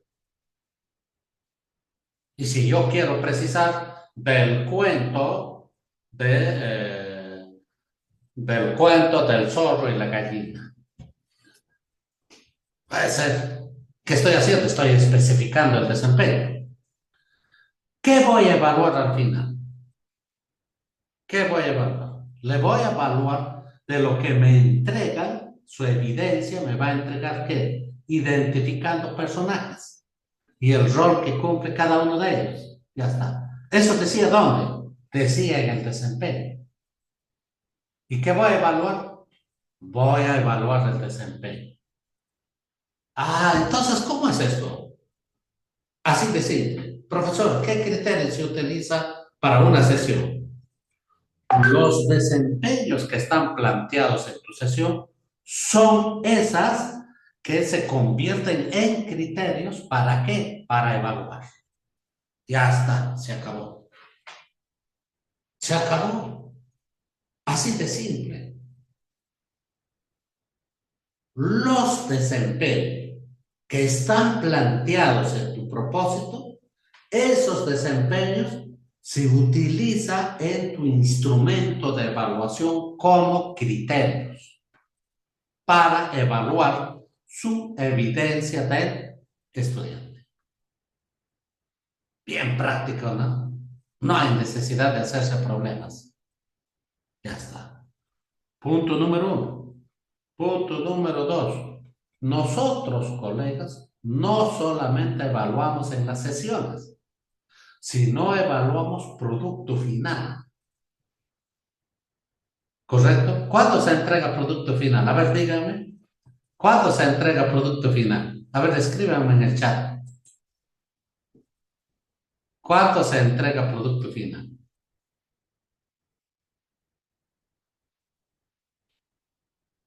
Los alumnos, ¿cuándo nos entregan ese producto final? Ah, qué bien, Teresa. Al final de la unidad. Correcto, correcto, correcto.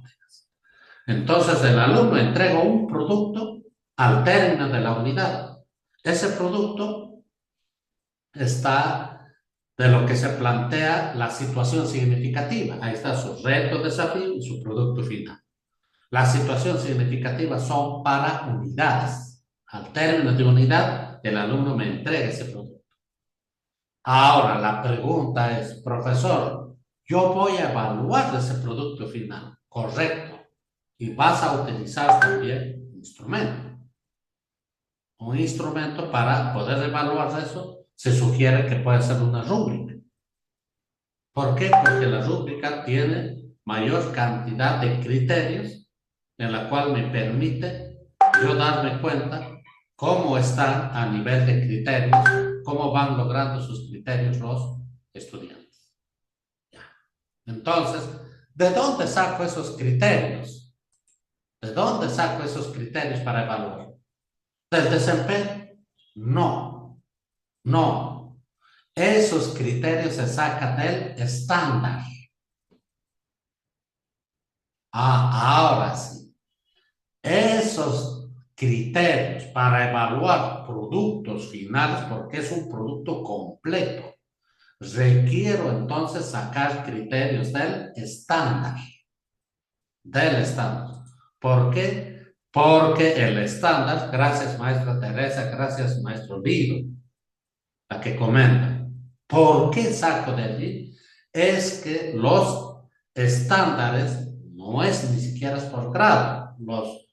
Los estándares son por ciclos. Los estándares son grandes. Entonces yo voy a encontrar allí criterios grandes. Esos criterios voy a sacarlos, voy a formularlos para evaluar productos finales. ¿Y por qué del estándar no puedo utilizar criterios para una sesión? No, es que en una sesión las evidencias que presentan los estudiantes son pequeños, son específicos. Es como decir su personaje y su rol, que son bien específicos. Y eso no puedo evaluar con un criterio grande que es del estándar. No, no, no. Esos criterios grandes son para evaluar productos concluidos, terminados. Por eso se dice para evaluar el producto final que el alumno nos entrega al finalizar una unidad. Entonces utilizamos criterios del estándar. El mismo currículo nacional nos indica eso. La resolución viceministerial, la 094, y la resolución viceministerial, la 048, que salió el año pasado, el 22 de abril. Allí están todas las orientaciones de cómo debemos evaluar. Está en la parte del anexo varios ejemplos que debemos tener en cuenta para utilizar esos criterios. Listos. Ya, de manera muy sucinta, espero que se haya entendido. Eso es en cuanto se refiere a criterios. Entonces, ¿cómo se evalúa la evaluación? Teniendo en cuenta criterios claros. Por eso se dice, formule criterios, profesor. Por más que sale el desempeño se convierte en criterio, ese desempeño necesita precisar. ¿Para qué? Para que esté claro.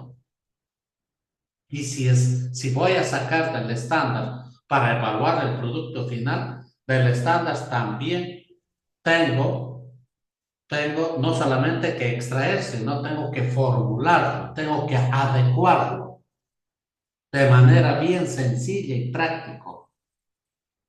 Por eso se dice los criterios deben ser bien claros, listos. Segundo, utilizar instrumentos de evaluación. Entonces, el instrumento de evaluación en esos dos documentos, la 094 y la 048, no nos dice qué instrumento de evaluación nosotros los profesores podemos utilizar. Solamente nos dice que para evaluar debemos utilizar instrumentos, pero no nos dice qué instrumento. Entonces nos deja a nosotros, a los profesores, a elegir el tipo de instrumento que más se adecua a nosotros de una manera mucho más práctica y sencillo que podemos utilizar. ¿Ya? Entonces, ahora sí, como no está en la norma eso, yo les voy a sugerir. Yo les voy a sugerir. ¿Por qué? Porque no está en la norma. Y además, tómale como sugerencia. De repente ustedes se adecuan a otro. Para la sesión de clase del uso diario, se sugiere utilizar una lista de cotejo, porque su manejo también es bien sencillo, es bien simple. Es solamente para poder marcar sí o no, logró o no logró, para poner checks, para poner aspa. Y no necesitamos necesariamente imprimirlo todos los días, tener hoja tras hoja, no. Para eso está incluso esto. ¿Para qué? Para que aquí nada más tengamos nuestra lista de cotejo, fecha por fecha, en una carpetita. Y si alguien nos dice, profesor, quiero impreso, allá lo imprimimos y ya está.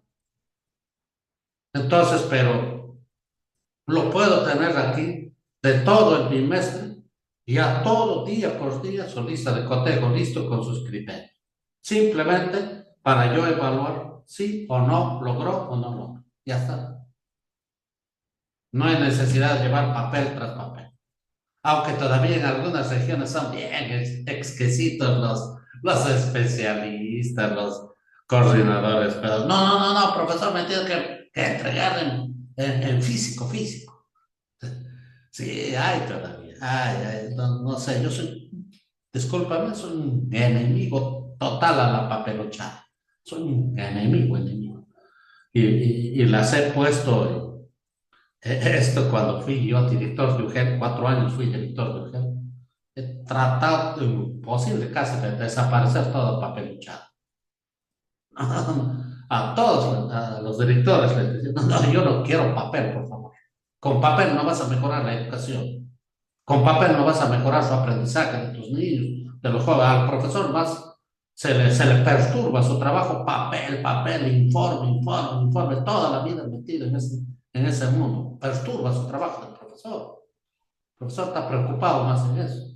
Pero hay todavía en el país. Estamos luchando durísimo para que lo posible desaparezca eso, pero hay, hay todavía hasta ahora que son resistentes muchos. Entonces, el instrumento a utilizar se sugiere una lista de cotejo porque es bien práctico, es bien sencillo. Cuando nosotros estamos observando el trabajo de nuestros estudiantes, de pasada vamos utilizando ese instrumento. Ya está. Bien claro, entonces, se utiliza instrumentos de evaluación para ver su progreso de aprendizaje de nuestros estudiantes. Ahora, para evaluar productos finales, que ya viene a ser como es producto final, necesitamos más criterios, entonces utilizamos ya una rúbrica.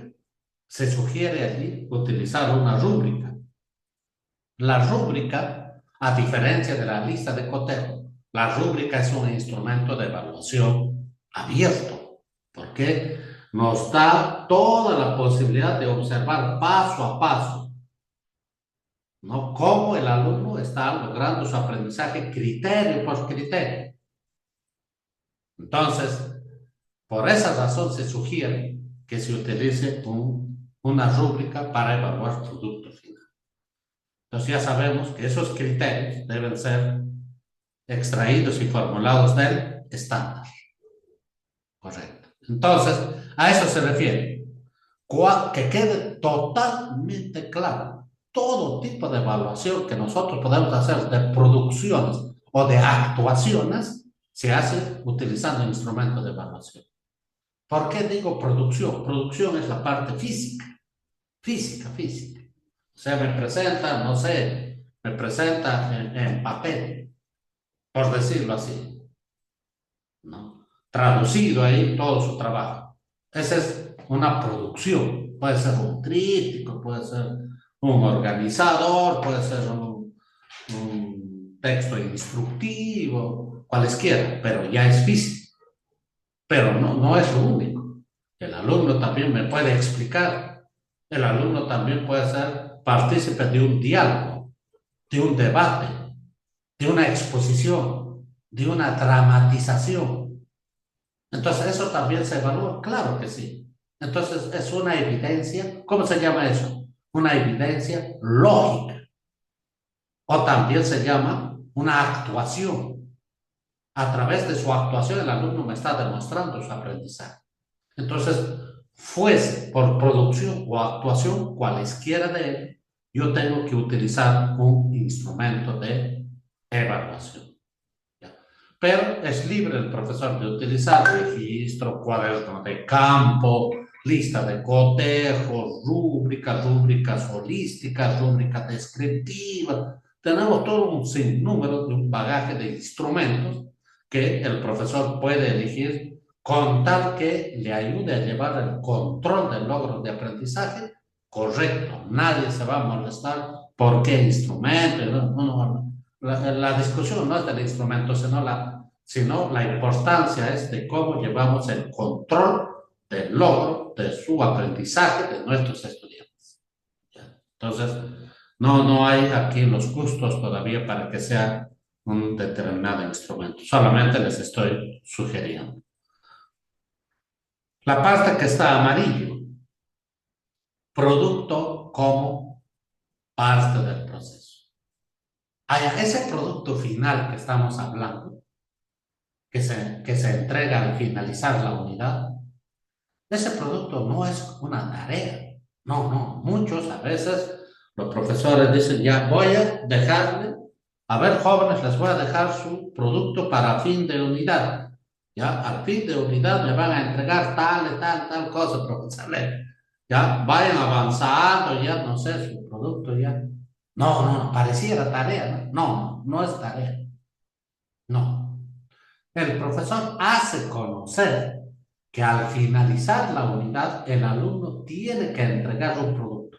Hace conocer. No le dice al alumno, no, vaya haciendo. No. ¿Por qué no? Porque ese producto los estudiantes van a empezar a hacer en cada sesión. Las sesiones que duran todo el mes, día a día, semana tras semana. ¿Qué es lo que va a hacer durante la clase el profesor? Todo lo referido a ese producto que el alumno va a entregar paso a paso. Entonces el alumno progresivamente va a ir aprendiendo, según las sesiones, todo lo referente a ¿qué? A su producto final. Termina, llega ya el fin de la unidad, el alumno entonces está en condiciones de ¿qué? De presentar su producto. ¿Por qué? Porque todas las clases, las sesiones, le ha ayudado al alumno a elaborar su producto final. Ya está. Por eso se dice producto como parte de proceso. Eso hay que entenderlo bien, porque a veces los docentes lo dejan como tarea y en sus clases, sus sesiones, hacen otra cosa que nada tiene que ver con su producto final. No, no puede ser posible. Si yo estoy trabajando sobre el tema de contaminación ambiental, por ejemplo, un producto me va a entregar el alumno, un ensayo, vamos a suponer. Al término de la unidad, el alumno me va a entregar un ensayo todo sobre la contaminación ambiental dentro de la comunidad. Un ejemplo. ¿Qué va a hacer la sesión? ¿Qué va a hacer el profesor en la sesión? En las sesiones va a empezar a trabajar primero todo lo referente, primero, ¿qué es contaminación? Tipos de contaminación. Contaminación, características, contaminación que más frecuente dentro de la comunidad, estrategias para resolver el tema sobre el tema de la contaminación. O sea, así voy trabajando mi sesión para que al finalizar el alumno de todo el trabajo de la sesión ya tiene listo para que entregue su ensayo sobre la contaminación. ¿Por qué? Es que toda la sesión le ha ayudado para que haga su producto final.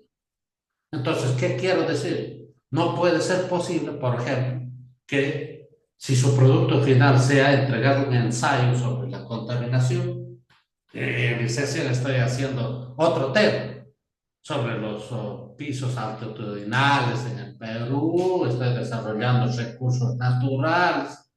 ¿Cómo estoy trabajando? Eso sí, si el producto final es contaminación. Entonces tiene que estar orientado las sesiones al logro de ese producto final. Por eso las sesiones salen de dónde? Salen de la situación significativa del producto que nos va a entregar el alumno. Ya está. Por esa razón dice producto como parte del proceso.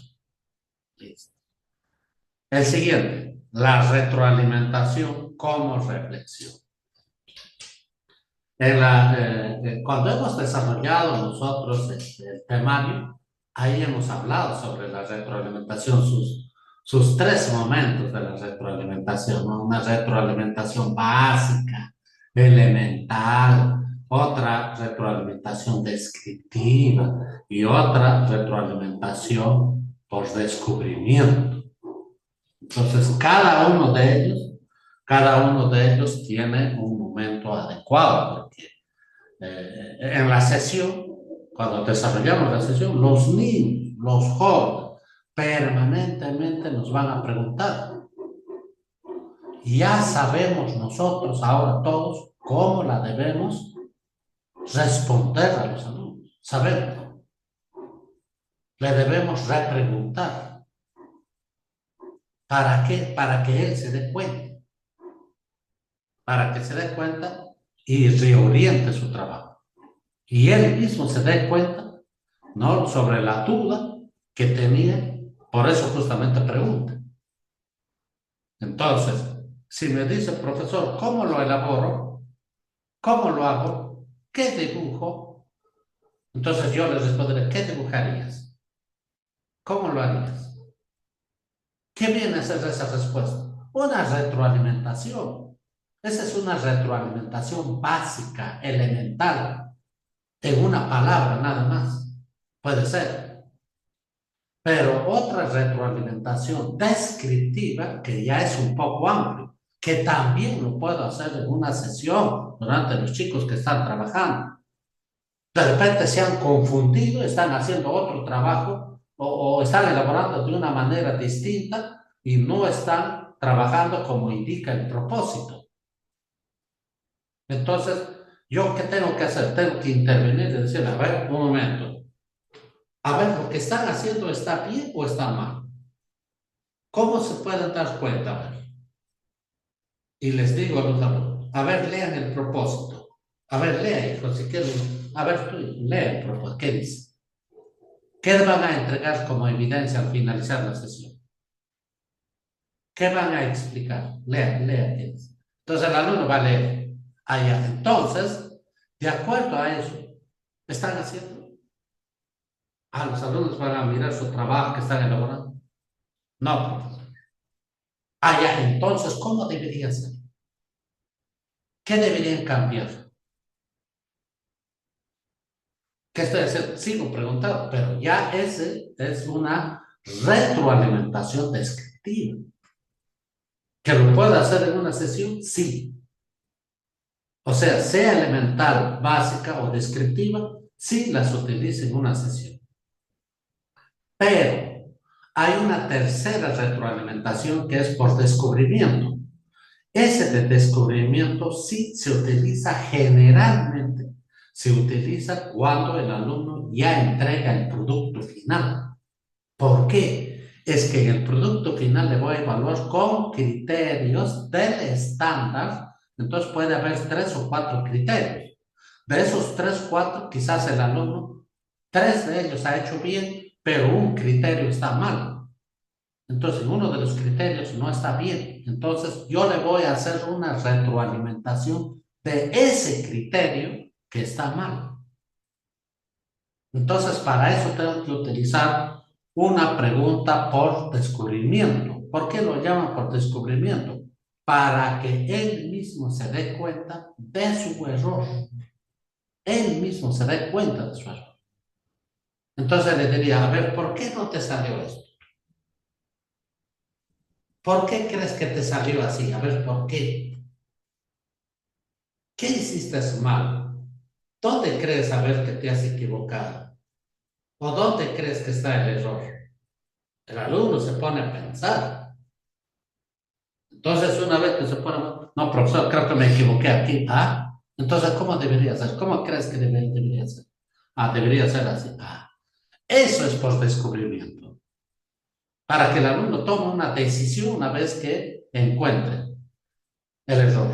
Toma una decisión ¿para qué? Para enmendar, para corregir, para mejorar. A eso se utiliza entonces una retroalimentación por descubrimiento generalmente al finalizar la unidad cuando se entrega su producto final. Ya está. Entonces, en suma, cualesquiera sea, la básica, la elemental, la descriptiva por descubrimiento, todas ellas son reflexión. Por eso dice aquí la retroalimentación como reflexión. Ya está. Y por último, el de color verde dice permanente y constante. Correcto, correcto. La evaluación es permanente y constante. La evaluación tácitamente está incluida en la sesión.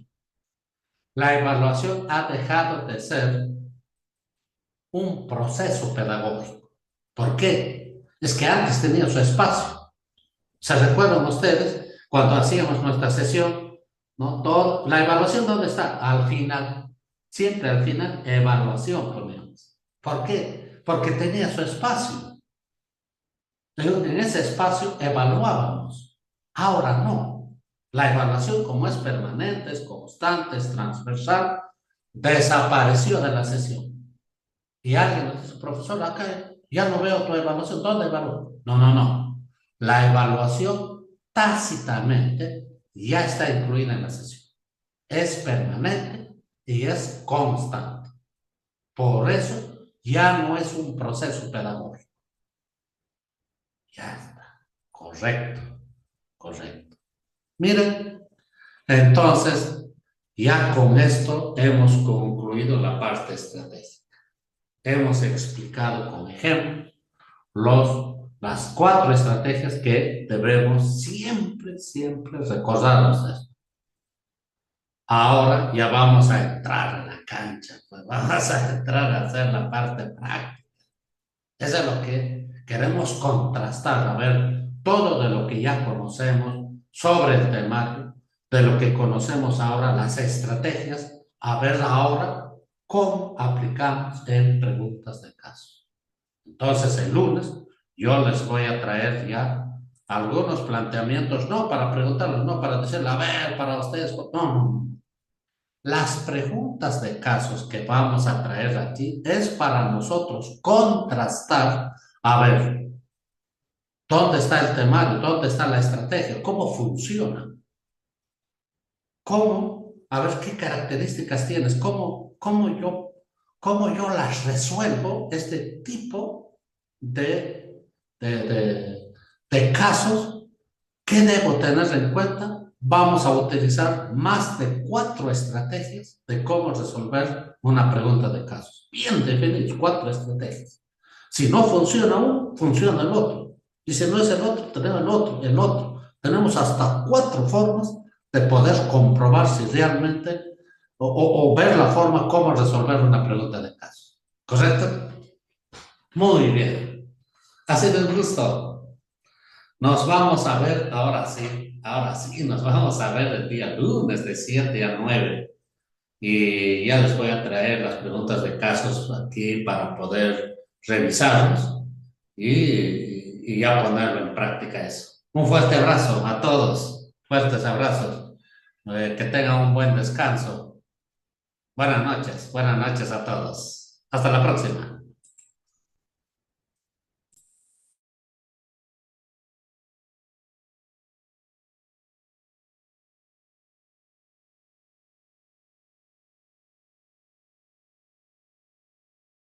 Ah, sí, la clase ha sido grabada, ha sido grabada. Todas las clases son grabadas. Ah, las solicitan a Chenito porque él les va a facilitar seguramente la grabación de la clase. Ya, gracias, gracias, gracias.